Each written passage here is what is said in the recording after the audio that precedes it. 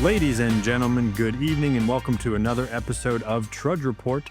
This is a recovery-based podcast, but don't worry, if you're not sober or not ready to be sober, we talk about plenty of other things, including sports, trending topics, and a good bit of nonsense. My name is Sean and I am your host. I'm joined by my good friends and fellow trudgers. Please remember to listen on Apple, Spotify, or wherever you get your podcasts. Videos will be posted each week so you can watch episodes on YouTube and Facebook. But as always, please be sure to download on your listening platforms. Remember to like and subscribe on all social media outlets with the handle @TrudgeReportPod. We are brought to you by Stella Mix Podcast Management and our wonderful producer and editor who is feeling much better and is back with us. Welcome back, Miss Janine Stella. Give us a quick shout, Miss Janine. Quick shout. Whoop, whoop. She's doing the whoop whoop emoji for anyone not watching this. Gentlemen, happy recording Monday. We start in the great Midwest, as always. Mr. G.A. Phillips, how are you this evening? Overworked and underpaid, but doing well.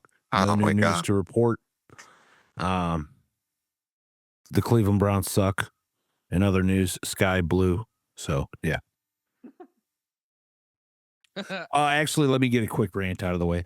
I really think I didn't watch the game yesterday. So call me a not true fan. Call me what you will. I don't give a shit.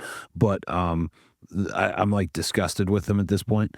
And there were several times during yesterday's game, if you watch the highlights and whatnot, that it actively looked like they weren't trying to score. So I honestly feel like the conspiracy theory is starting to come true, where like they want us to lose, they want the fan base to turn against them, they want people to stop spending their money, so they have an excuse to move to another city. That's the word around town. But yeah, we are hot garbage, and it's cool. I'm still enjoying watching football this season. So yeah, very good. They already left. They already left once. They did. Which is wild. When was that? The 90s? Yep. And so you were like a fan. It is the reason now that there is a law in Ohio where you have to, you can't move a sports team out of Ohio. Now you have to put it up for sale, and it has to remain up for sale for a given amount of time before you can just decide to move it. Oh, really? Yes. That doesn't sound like America to me, but well. It might be the most interesting thing about America, actually, is that you have to do something like that. That's wild, though. Whatever. Good stuff. Corey, what's up, buddy? Hey, happy anniversary, Corey. Corey celebrated 10 years of continuous sobriety, clean and serene. He is a hope dealer these days. Not a dope dealer, but a hope dealer. 10 years, correct. buddy. Congratulations. All sincerity, all kidding aside, for just a moment, congratulations. Despite what you've been telling our listeners for months. Despite I've been sober this whole time. Correct. Shocking. How I don't do know you about feel? Clean and serene. I feel invincible, Sean. Dang. Oh, Yeah. boy. This is another dimension of existence, guys. Somebody call New Horizons. He's coming soon. No, I'm grateful, but it certainly is just like every other one. Grateful for it, and here we are.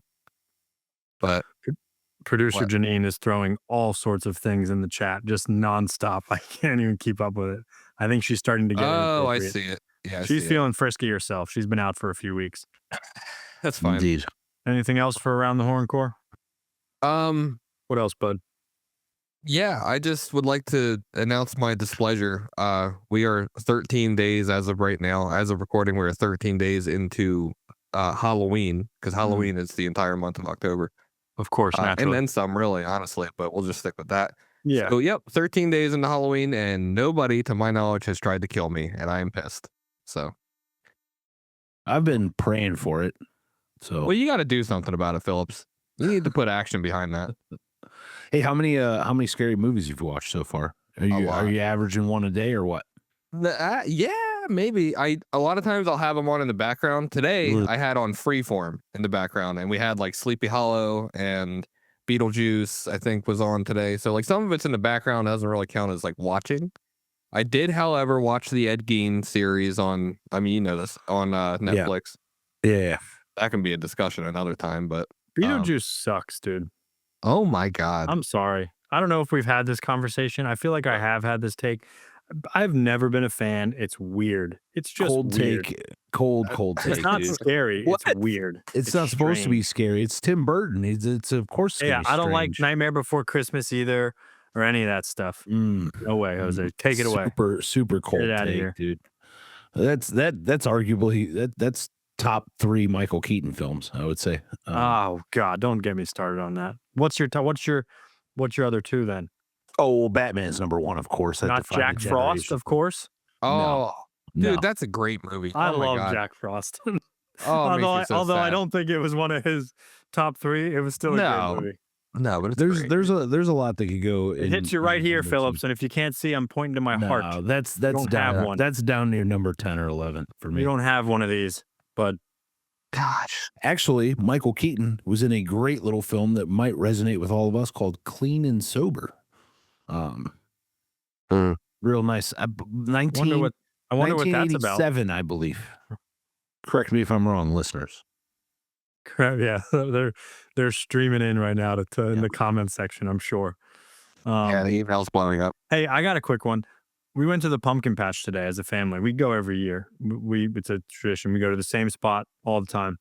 What do you guys do for pumpkin patch traditions? Like, so we get one big one for like the house that we carve up or do whatever. The girls each get a smaller one, and obviously now the baby got himself a smaller one. What do you guys do? And what is the price? Dude, I kept all 4, a big one, 2 like littler ones, and then 1 tiny one. I kept it under $20 this year. I am so fucking pumped because I've spent like close to 50 at times. Oh, you can What do rack you it guys up. do? You can rack it up. You have it exactly right, Sean. There's no damn reason in the world to give those people all of your money on a freaking Saturday in October. There's just none. These pumpkins are way overpriced. So yes, you go for the experience. You buy one big one. You buy a couple little ones for the kids, as you're saying. And then you go to Walmart and you get the rest of them that you're going to carve for like $4 a piece. Oh, I don't even do that. We just get the one big one and carve it. Yeah. Oh no, we get a total of 4 big ones. So we each have one to carve for ourselves, two kids and us. Okay. But the other 3 are coming from Walmart or somewhere that sells them for $3-4 a piece. Because no, it's ridiculous, Greg. It's it's literally like $10-15 a piece at these pumpkins. You wait till you have 3 kids, Gregory. They ship them in. They ship them in from the north. You have 3 kids. Ship them in from the north. It's a fraud. All little Sean did was just stick his tongue out all night, like this, in pictures. I will say now that I'm, and while I do miss the 2 of you wonderful gentlemen and some of the other folks down there, now that I'm no longer living in the land of the devil's humid butthole, and actually up somewhere where there's actual seasons. Hey, it's been really nice the last couple of days here. Don't just start with me. Oh yeah, it's been 81. It's great. Yeah, real change. I'm pretty sure it got down to 72 yesterday morning. We're living through the days of like high 60s, low 70s during the day, and like mid 40s at night. It's beautiful. But we actually have pumpkin patches and apple patches and farms and stuff like that all over the place up over here by where I'm living at now with Lauren. There's a ton of farmland like very close by. So there's like you throw a rock to 4 different apple farms, which is amazing. We have some fresh apples in the fridge. So yeah, what we like to do is we go apple picking early part of October, and then we'll probably go this weekend and get some pumpkins for carving. Yeah, dude. Yeah, one each for carving, and maybe one more. We're hosting a Halloween party this year, so maybe we might get a couple extra just for that. But yeah, usually one a piece. That's really all you need for carving. You just got to make sure you pick the right design. Because if you pick one a little bit too intricate, Corey, that's where your little hands come in handy. Because my fat sausage fingers, dude, I'll collapse a pumpkin. Bro, I don't even mess around with carving. That's all Catherine and the girls, and they most of the time What We are you will carve doing? one, but they like the girls get to paint theirs. They get to paint theirs. We don't mess around with their little ones and stuff. We are going to uh a pumpkin carving get together with some other friends and family this year though. So, but there's food there, so that's why I'm going. Yeah, yep. Not We've ingredients. officially reached what we call soup weather up here. Oh, And, yeah. Ooh. my lady makes a mean sausage tortellini soup, so I'm very excited for that. Greg, Nice. I literally envy you, dude. Like, I know, like, God just kind of, the path of you living back up there, just like, it kind of just happened to you. Mm. Right? But I envy you because I swear to God, I'm moving. I'm moving, Sean. Dude, I'm leaving you too. I'm leaving you too. I just don't know There, where. there are things I absolutely love about Florida, but man, did I miss the seasons, and that's been the best part about being back up here. That's what I'm saying. Everybody's like, "Oh, the snow, the snow." It's worth it. All right, It's worth it. If you, as long as you don't work in it. When you work in snow removal, that kind of sucks. Good money, but it sucks. Oh yeah, But go Hey. shovel your driveway, lazy ass. It's Cool, fine. bro. Cool, bro. I'll come visit you guys for like a maximum of 5 days. No way. Yeah, I'm with Janine. No snow for me, dude. Oh, I need golf. I need golf year round. You guys already know this. we got Golf Top year-round. Golf up here. It's open year Yeah, round. it's not. It's cool. It's cool to do with your buddies on his second bachelor party. But yeah, I'm talking about you, Mister. Some people get 10 years of sobriety and 2 bachelor parties. That's fine. I got 2 high school diplomas. One doesn't mean anything, so it's all good. All right, so guys, I really hope that you guys took this fun journey with me today. I had this realization. Corey, I'm gonna be so mad if you didn't find something interesting to bring to the table. I got something, dude. All right, good. I don't even care if it's bad. I don't even care if it's not interesting. I'm just glad you participated. Because, ladies and gentlemen, Corey was getting a 0 in the participation department. I was thinking today, like, just like a random thing. And mine is the pee hole in boxer briefs. What a genius, or underwear in general. What a effing genius invention that was. Like, think about this, guys. Think about this. Imagine if we didn't have those. Greg, I know you don't wear underwear most of the time, but imagine if they didn't have those, how much more difficult it would be for us men to like take a leak. So it got me thinking, and it got me on a quick AI deep dive. And I was really hoping that it was like attributed to one person, but apparently it's not. Apparently there's no one person, but I did find some very interesting factoids about the pee hole. Well, so Janine just said try squatting. And now, full disclosure, guys, I will sit down sometimes when I pee. Not even ashamed of it. Not even gonna lie. If it's like really late at night and I have fallen asleep on the couch and I've like hit the REM cycle on the couch and I get up and I'm like staggering to the bed and I gotta pee, I'm not standing up, dude. I'm sitting down. It's much more efficient. It's much quicker. I can like half sleep while I'm doing it. And sometimes in the morning when I first get up, I will sit down. And here's why. Morning wood is a real thing. You guys know what I'm talking about. I cannot lean over far enough standing up to get that bad boy in the toilet. I have to sit down and just make sure, like, sometimes you got to. So one is because I'm lazy and tired. The other one is functional though. Like the other one is for a functional purpose. I don't do it all the time. My mom doesn't care, Janine. I don't do it all the time. I don't go to like Target and sit down and pee or anything like that. But I will at night. Like if I'm really tired and it's like 2 in the morning and I've fallen asleep on the couch, which happens.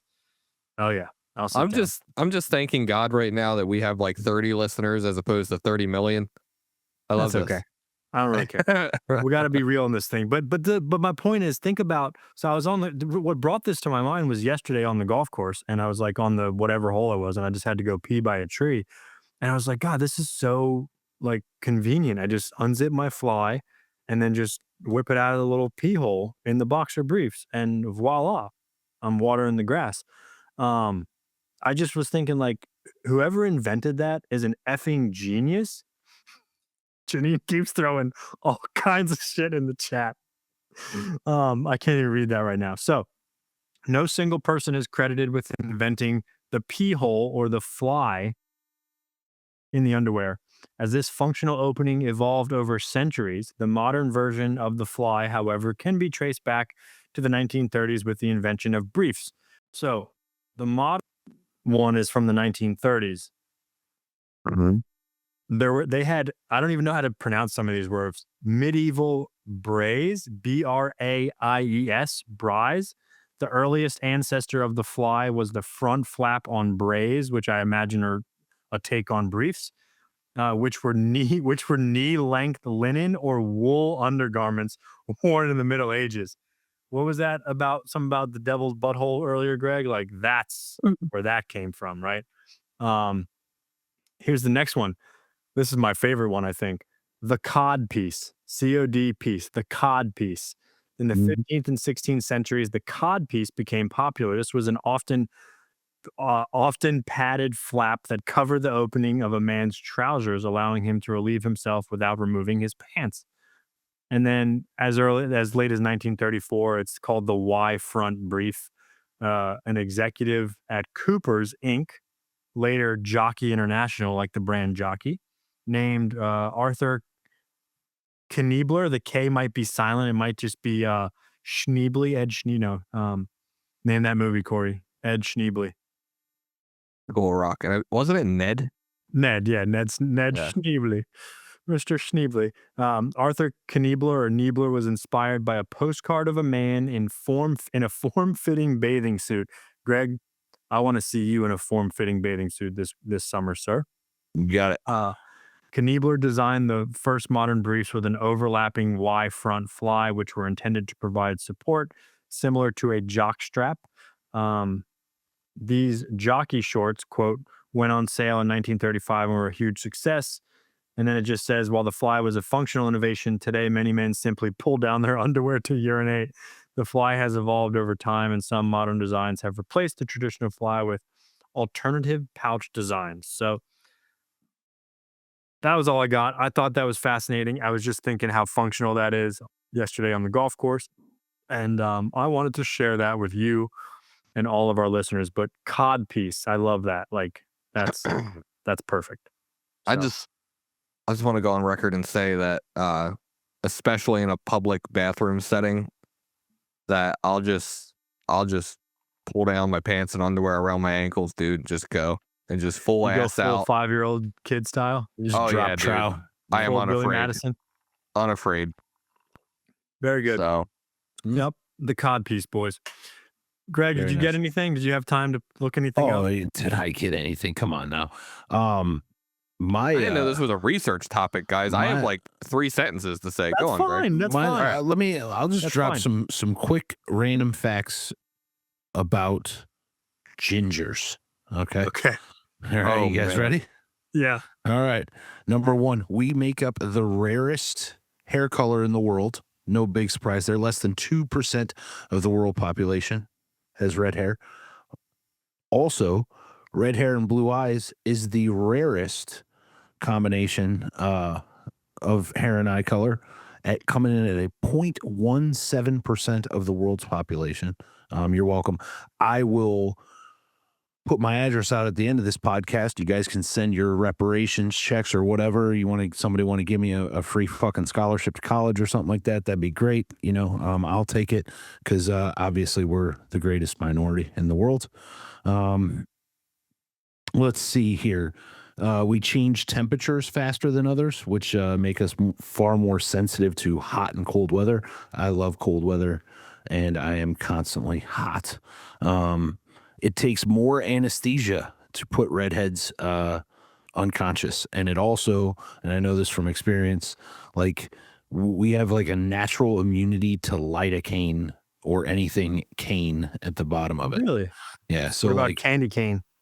oh, I don't know about them. Well, What What about about Kane? cocaine? What about Kane the wrestler? well, I can tell you right now that cocaine, we don't have a natural immunity to. Maybe a natural proclivity to. Proclivity, yeah. But yeah, I don't even know what that means. we are resistant to those things. Bees are attracted to us. I can see that. That makes sense. Yep. I don't know the science behind that, but that totally makes sense. They say it's because the red hair looks similar to flowers to them. So I don't know. That's You do look like a fucking flower. weird. Or maybe I'm just a bee whisperer. Who knows? We tend to have less hair, but thicker strands. And we know they like them thick, boys. So in ancient Rome, redheaded slaves were often more expensive than slaves of other hair color. Oh man. Yep. Gingerphobia. That also checks out. Gingerphobia is a fear of redheads, and gingerism is the bullying or prejudice of redheads. So fuck you people.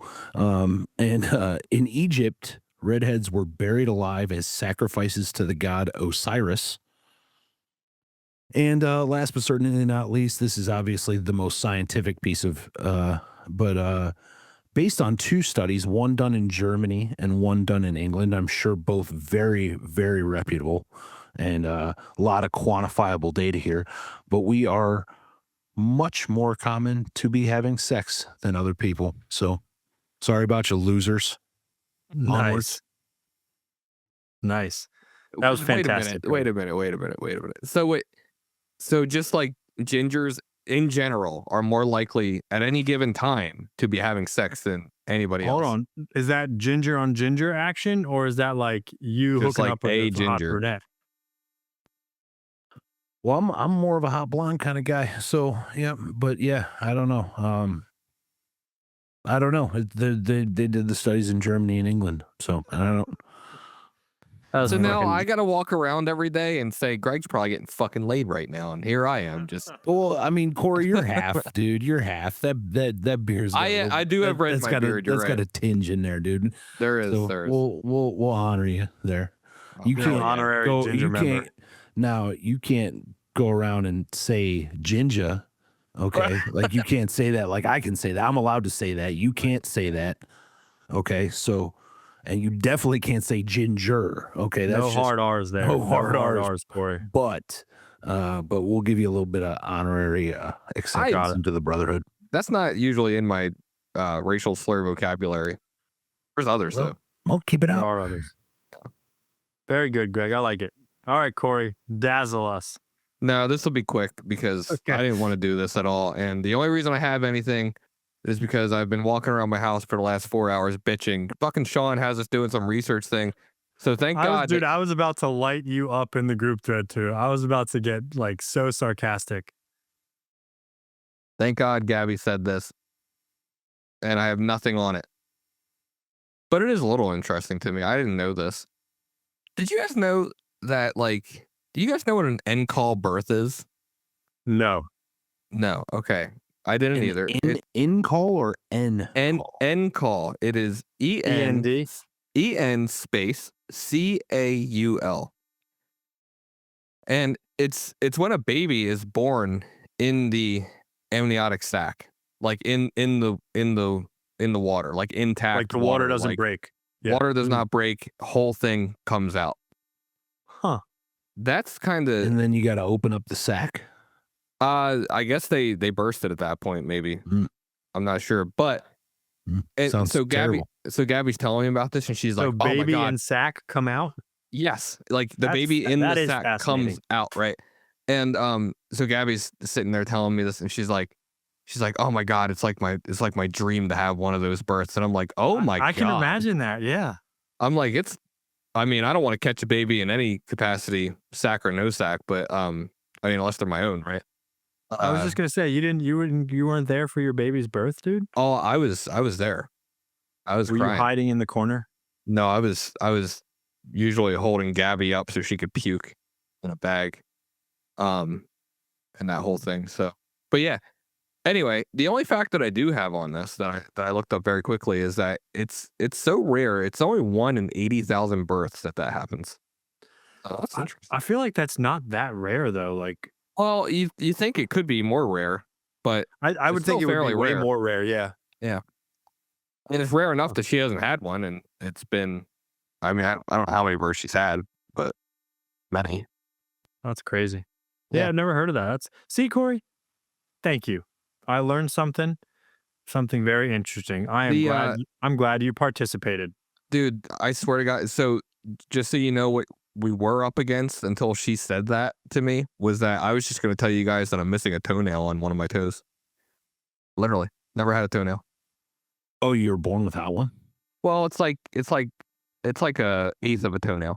Oh, hold on, dude. Is it the littlest toe? No, Is it the It- great toe, which is no, the it's, big one? no, it's the second. It's the one to the left of that, or the right, depending on what you're looking at.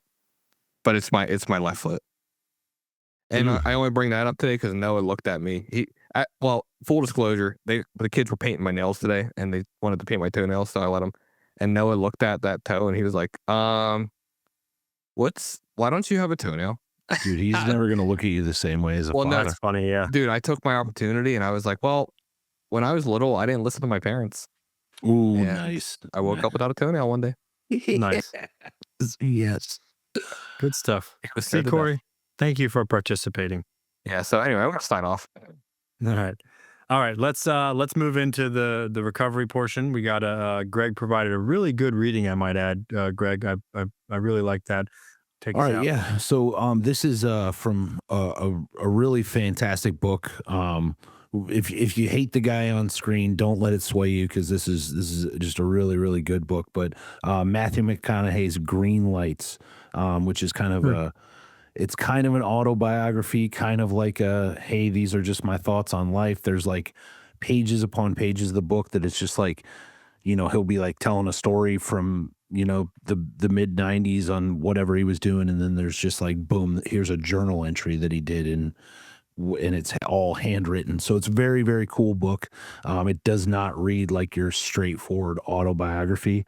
It's kind of more in a non-lineal fashion. And there's a lot of cool life advice and stuff in it. But I've read it twice. I was telling my fiance I might go read it a third time just because it's that good. Nice. All right. I so like Matt. I like him. Oh yeah, he's great. This passage is called Voluntary Obligations. Moms and dads teach us things as children. Teachers, mentors, the government, and laws all give us guidelines to navigate life, rules to abide by in the name of accountability and order. I'm not talking about those obligations. I'm talking about the ones we make with ourselves, the you versus you obligations, not the societal regulations and expectations that we acknowledge and endow for anyone other than our personal protocols, private counsel, and the court of our own conscience. And while nobody will give us a medal or throw us a party when we abide by them, no one will apprehend us when we don't, because no one will know except us. An honest man's pillow is his peace of mind, and when we lie down on ours at night, no matter who's in our bed, we all sleep alone. The voluntary obligations are our personal Jiminy Crickets, and there are not enough cops in the entire world to police them. It's on us. And so, yeah, I mean, That's deep. it is deep, and it can go kind of at a lot of different levels of your life. Because again, like I have my you versus you obligations, obviously in recovery and in my spirituality. I have them in my home life and in my relationship. I have them in my work life, and certainly how I deal with my family members, my friends, everything like that. It's the set of standards and accountabilities that I live by for myself. And yes, do we have a good deal of literature and even earlier on, he talks about the things we're taught by our teachers, our mentors, our parents, stuff like that, things that we learn and take bits and pieces of and, take them forward in life. But, to me, it's like, what are the deals I have with a higher power, right? The deals I have with God, myself, that this is the way I'm going to live no matter what. And no matter what temptations I'm faced with on a daily basis, no matter what life kind of throws at me, what standards am I setting for myself and actually living to them, one thing that comes to mind, just recently of having to deal with is that, situations where it would be very easy for me to fall into the victim category or the blaming other people, right? But again, like taking accountability for my own actions. Thank God in a recovered way of living, and going through recovery has taught me to look at my um part and my accountability in every single situation in my life, right? So that was a huge one for me as of late, was, just getting out of that mentality. Because yeah, of course, when we're out there ripping and running and burning our lives to the ground, it's easy to play the victim game, right? Every single day, every waking moment. But um it can creep back up in sobriety. It can creep back up years later, where it's the "oh, woe is me" shit. So making that deal with myself, like, I'm not gonna live like that. Like, that's no way for me to live. There's a lot of stuff, and I'm sure I could ramble on for hours about the deals I have with myself. But I really like this reading, and I think it would spur a great conversation. I'm eager to hear from you guys about it. Thank you, Greg. I I've heard a lot of good stuff about that book. Actually, I haven't actually read it, but I think I might get a copy now that Mm. you've recommended it as well. But I've heard a lot of good things about it. Corey, do you want to go next? Or do you want me to talk first? I'll be real quick. Um, yeah, no, it is a really good reading tonight, Greg, and you know, it it it mainly reminded me of like just walking the walk. You know what I mean? Um, I feel like in our recovery and our way of life, it's you kind of find out how easy it is to look the part. You know what I mean? Uh, like a lot of the stuff that we do in recovery is showing up and suiting up and taking commitments, shit that whether I don't know, it's speaking at an event or chairing an event or chairing a committee or doing anything on a committee or this and that and the other thing where there's people around and whatever. But like oddly enough, it's the stuff that people don't necessarily see that's the most important. You know, you can run around and be Mr. Popular and in our community and everybody knows your name and wants to hang out with you and be your friend, and you can have money and you can have this and that, whatever. And you can at the same time be the guy that has a shit prayer life, that isn't praying and meditating at home, that's treating their wife like crap, that whatever, kicking the dog and hasn't made an amends to anybody and God knows how long, hasn't admitted to being wrong and God knows how long, and just not living by that set of principles, you know? And it's certainly the stuff that like it's talking about, like, I mean, you guys aren't gonna know if I pray or don't pray tonight before bed. And that's just gonna be on me. And the consequences of uh living that way are going to catch up to me. You know what I mean? I like it, I'll stray further and further from God in this way of life by doing things like that, by not having a relationship, a working relationship with my creator. And what will unfold is chaos in my life, and you guys won't know the difference until it explodes probably, right? So, I mean, maybe you'll be able to tell a little bit, but it certainly isn't going to keep either of you two awake because you just don't care about me. But, um, that was a joke, guys. I That know was a joke. we're All right. we're laughing on the inside, Corey. All right. Well, can you laugh on the outside so people think I'm funny? We smiled. All right. So anyway, yeah, no, good stuff. I think exactly what it was talking about, like an obligation to oneself to do the right things in that respect. And for us, it's a spiritual life. It's those things that we do to have a relationship with our God and so on and each other, I guess, really. So yeah, good stuff. That's it. Thank you, Corey. Greg, bravo on a reading a little off the beaten path, not something that we normally do. I think it's really good. A couple thoughts, which are not new thoughts, I don't think, is the um I too, Corey had the thought of like do something nice for someone and don't tell anybody about it kind of Mhm. thing. Like, my good works will show themselves, and people will see them or not see them, acknowledge them or not acknowledge them. And if they do acknowledge them, maybe it's not to me, maybe it's to other people. It doesn't matter. But those good works will show and be recognized exactly when and where and how they are supposed to be recognized, uh, by no effort of my own. By effort, I mean I do not have to tell other people or uh, position myself so that people see the good works. Sometimes that happens, right? And as long as that happens naturally and organically, I think that's totally okay. My mind went quickly to the golf course because most of my analogies in life are about golf, but like golf is a gentleman's game, they call it. And what I mean by that is like it is self-policing for the most part.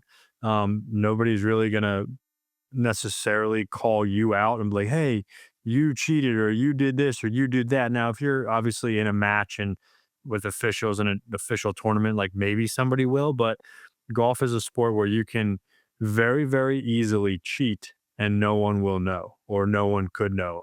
And that goes as far as writing down a different score than you had, counting up your strokes wrong purposely, because you're playing with other people. For the most part, those other people you're playing with they're not going to be counting all your strokes as well. They have a general idea, right? If they know you hit three balls in the water and you say you got a par, they know you're lying. But if whatever, right? There are ways to incrementally cheat or kick your ball out of the trees or drop it from the side pocket, like, oh, found it, like that kind of thing.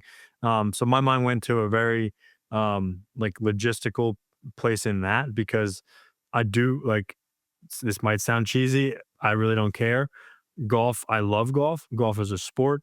Golf is competitive for me. It's competitive when I'm playing matches against other people. It's also self-competitive, which I think goes along the lines with the reading, like that self-regulation and those like kind of deals you make with yourself.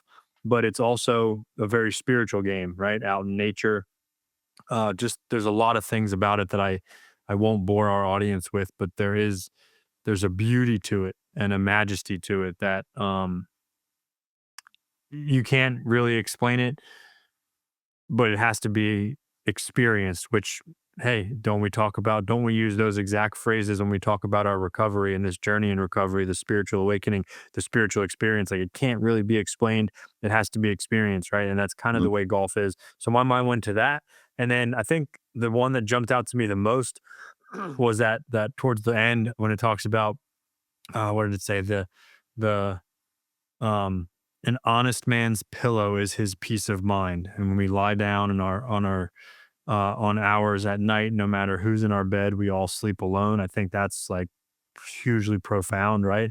I may be laying down with my wife at night physically, but when I'm sleeping, it's just me. You know what I mean? And I guess God or whatever, and my thoughts and memories, which I think is profound. But that's one of the biggest lessons I've learned in recovery is for so long before I got sober, I could not lay my head down on a pillow with a clear conscience. There were always a dozen things running through my mind: money I owed someone, the bench warrant out for my arrest, the fact that I hadn't talked to my parents in 3 weeks and had 16 voicemails piling up. And I couldn't even listen to those voicemails because I felt so guilty about whoever was trying to contact me.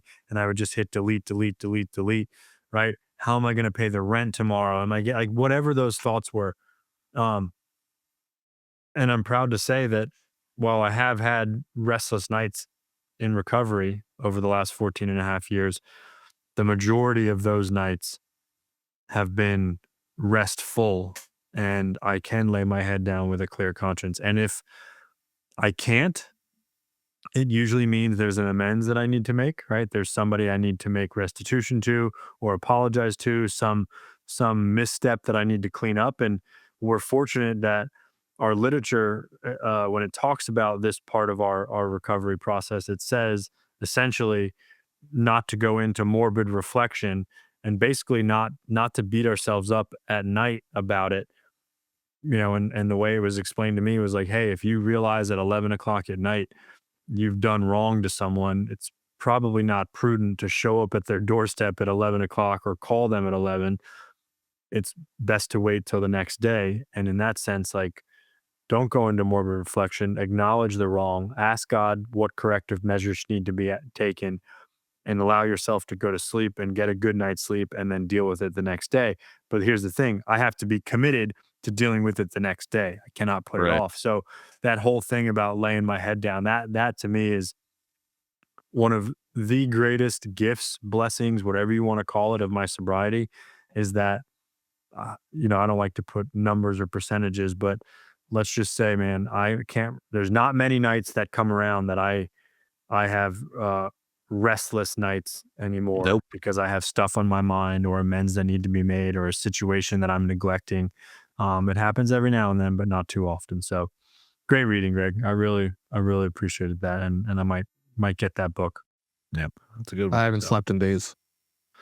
Well, that's a whole nother conversation, Corey. So Kind of one thing you guys kind of both opened up, and I'll merge it too, with what you guys were saying, and it certainly goes for people like in early sobriety too, is that, yeah, you may be surrounded by people in recovery groups. You may feel very much like a part of the community, and you absolutely are. You might go home to a halfway house or a sober living, and you're surrounded by people there. But at the end of the day, when you lay your head down on the pillow, it's you. Yeah. It's just you. Yep. And you're the one that makes the decisions, and you're the one that has to. So like you said, if you are getting a lot of restless nights, and it's not just your body evening out, but it's your mind and your soul is hurting and speaking to you. Do something about it. Don't sit in that shit, because that's how we all end up getting high and drunk again, right? Yep. So Absolutely.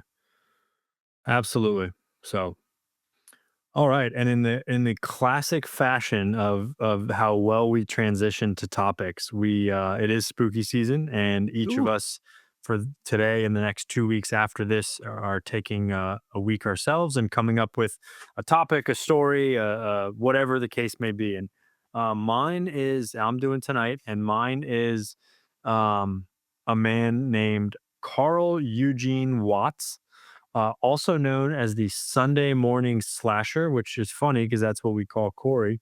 He Okay. was one of the most prolific and vicious serial killers in American history.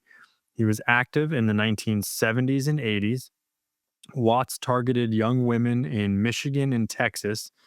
He was ultimately convicted of only 2 murders in Michigan, but he was suspected of killing over 100 women.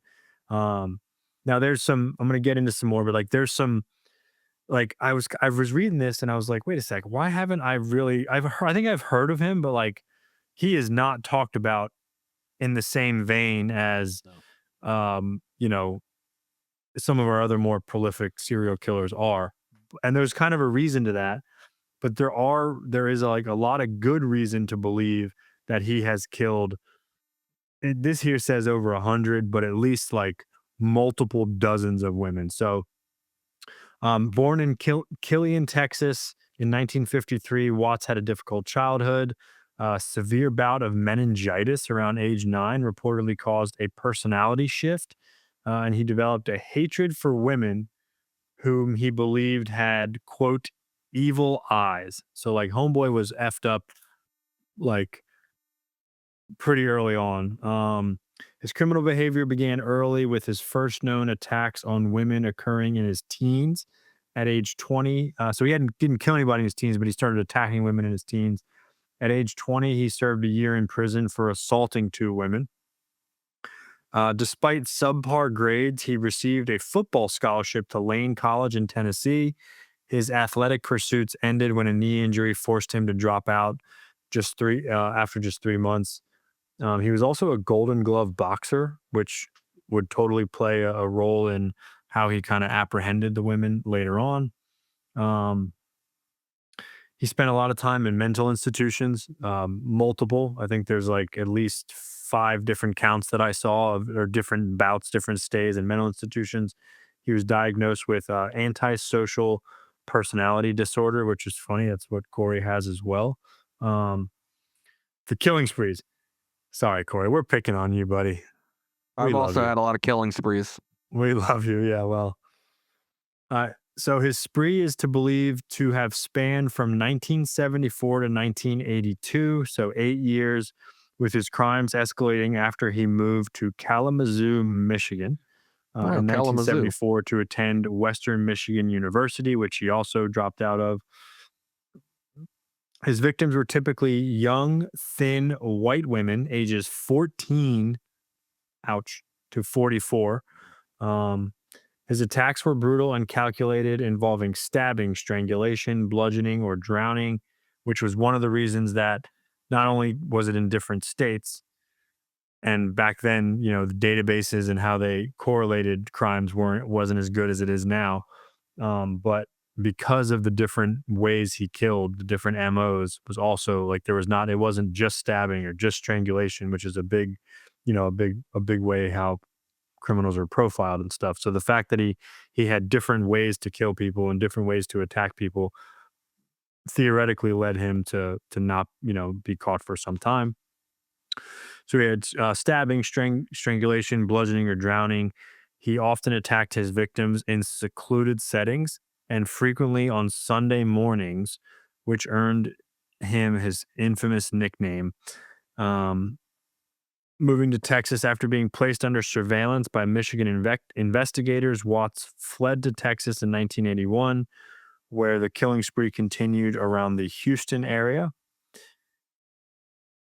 Um, his murder spree came to an end in 1982 due to the bravery of his intended victims and the persistence of law enforcement. So one of the things was that he didn't kill every woman he captured. Sometimes Right. he just assaulted them and attacked them, which, yeah, Rookie like mistake, dude. it kind of like that's what I'm kind of thinking, you know what I mean? But they, again, he had these personality disorders and these mental health issues. So, obviously he was a sick puppy, but he probably wasn't as calculated as even that, thinking like, oh, I can't let these women go. I have to kill them all, otherwise they're going to rat on me, which is essentially what seemed to kind of happen.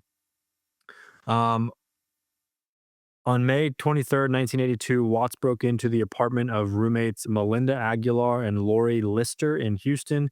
As he tried to drown Lister in the bathtub, Aguilar pretended to be unconscious, then escaped by jumping from a second-story balcony to call for help. Police arrived and arrested Watts.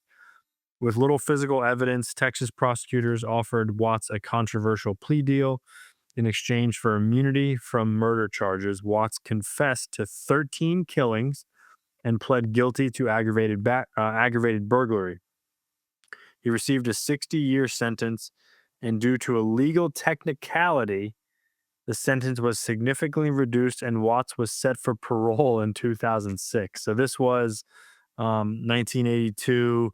So he basically did like 20 well, something years do on a we know the 60-year loophole? sentence. The loophole that they got him on was because he was not informed during booking that water was like a criminal tool, was like a I don't know why it's escaping me right now, but the term for like a deadly weapon, like because he was drowning victims in their bathtubs, right? So he was not informed that water was a means to like a assault with a deadly weapon or whatever, and so that's Huh. why that, and then it made him eligible for early release because basically that portion of the sentencing then got commuted. Because he could have been like, oh, I didn't think water would hurt them, kind of thing. Exactly. That's wild. Do you have something, Corey? No, I laughed. Oh, that's wild. Um, so yeah, it got significantly reduced and he was set for parole in 2006.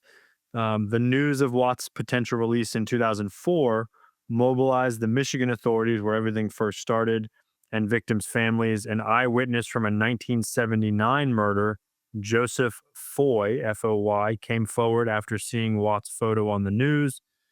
There was a woman named Helen Dutcher, the Helen Dutcher murder. Watts was convicted of the 1979 murder of Helen Dutcher in November 2004, which is what this Joseph Foy character came forward for, and it was sentenced to life in prison because of that. So he went to jail because of um, Melinda Aguilar and Lori Lister ones, and then like he was going to get released. The technicality that Greg in, and these people came forward. He was also convicted in 2007 of the 1974 murder of Western Michigan University student Gloria Steele. So this is where, like, I'd say it gets interesting, but it's already pretty interesting. He died in prison from prostate cancer in September 2007 at just age 53, just days after being sentenced for this Gloria Steele murder. While incarcerated, he claimed to have killed as many as 40 women. Investigators believe the true number could be over 100. Now, where they're exactly getting that, who knows? But when asked for a motive, Watts told an investigator he would take that information to his grave.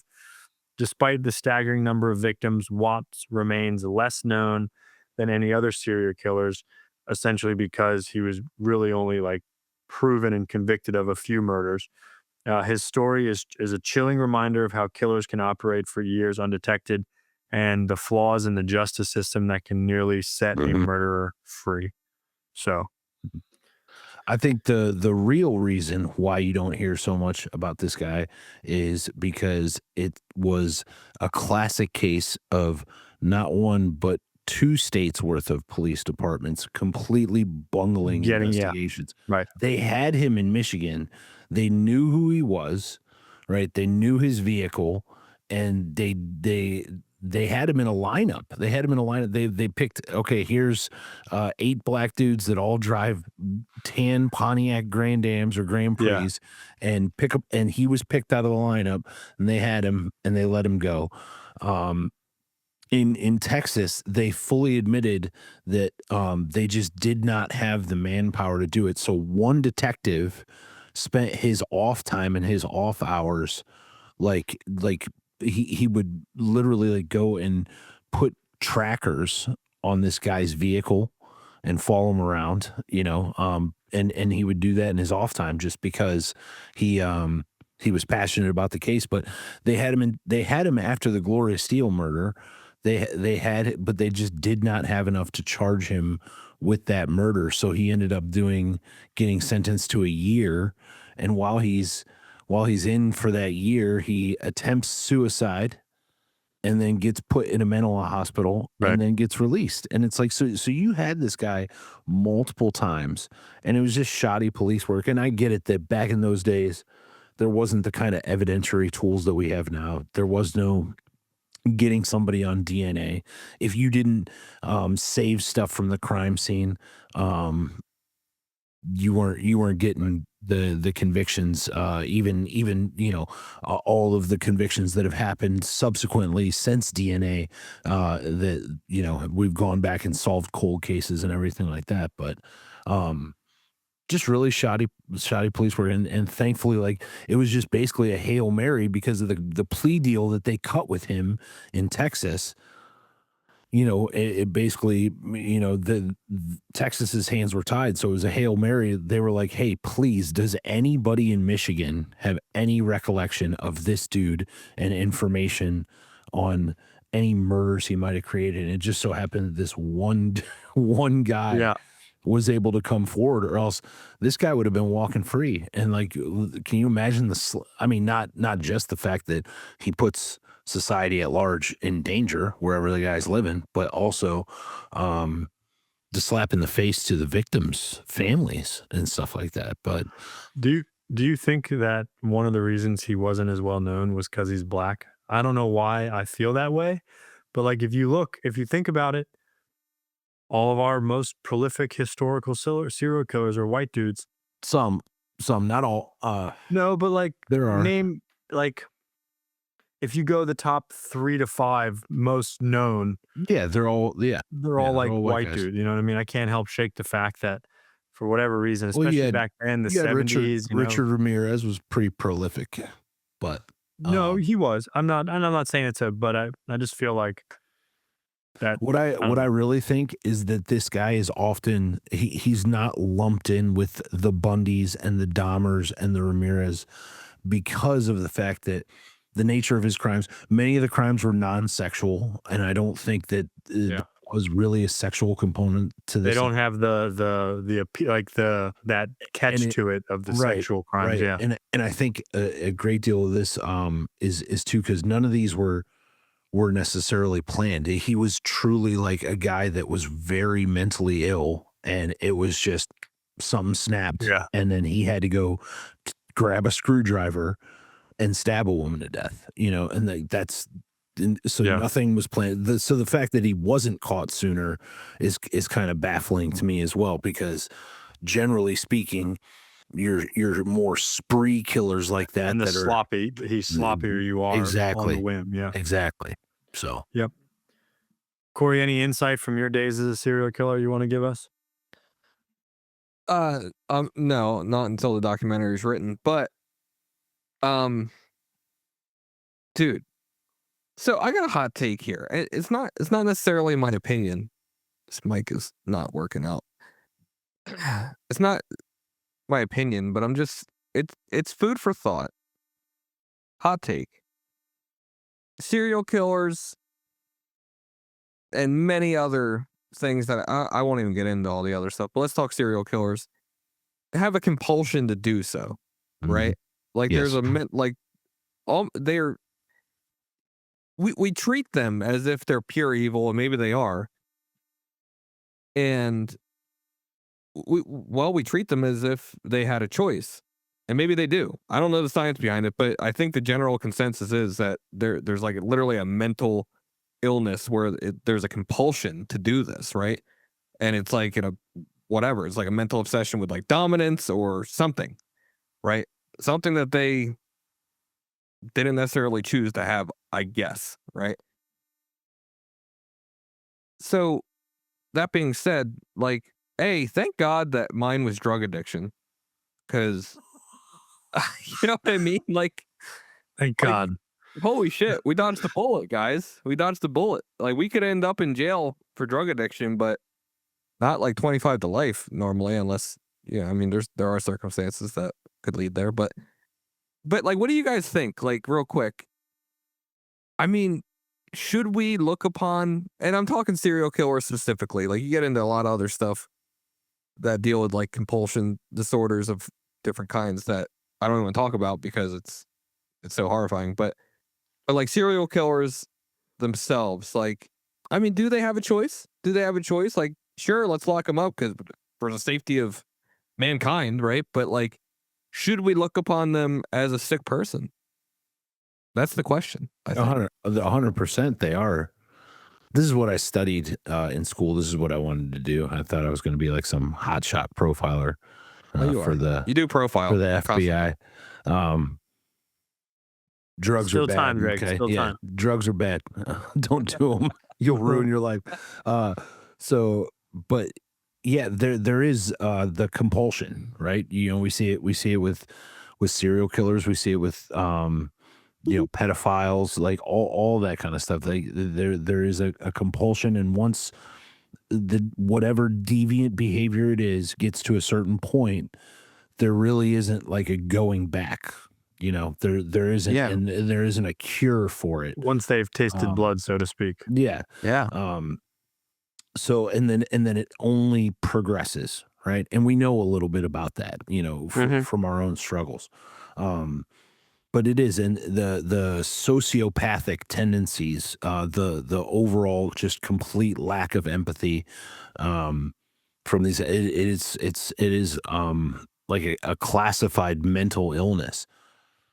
I think the biggest problem is with these guys is it's hard for medicine to classify these guys because they're not always truthful, and so a lot of the time they're unreliable narrators because they're so whacked out. You know what I'm saying? So it's like, and they have such a skewed view of the world around them and the situations that they've put themselves in. So, and trying to get also, a lot of these guys are obsessed with themselves, right? So it's like you have guys like a Henry Lee Lucas, for example.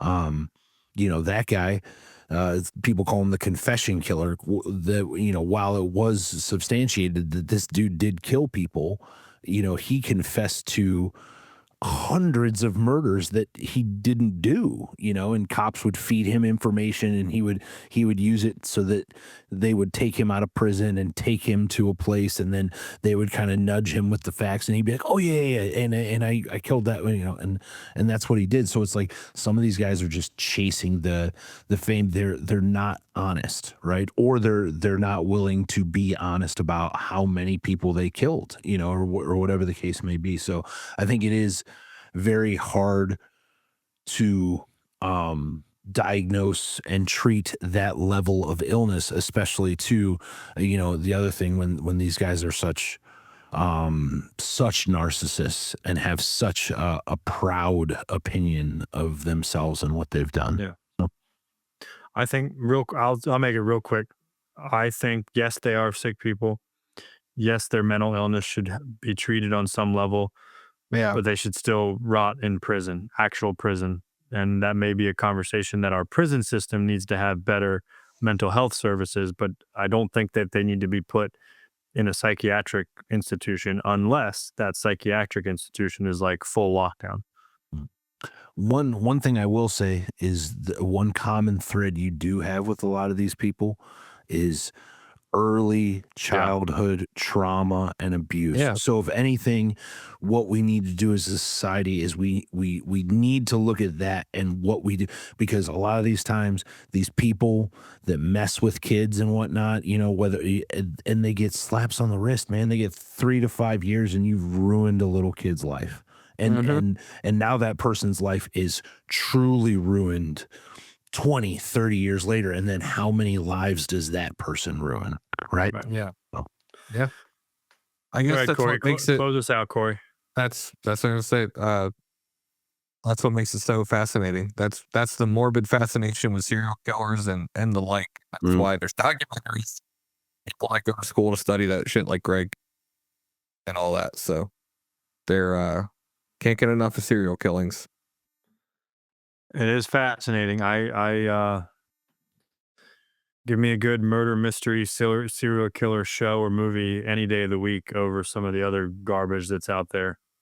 I agree. Yeah. Guys, this was fun. I enjoy this kind of stuff. I enjoy the little impromptu stuff. One of you two fine gentlemen will be presenting your topic of choice for spooky season next week. And then obviously whoever doesn't go next week will go the following week to close out the month for us. So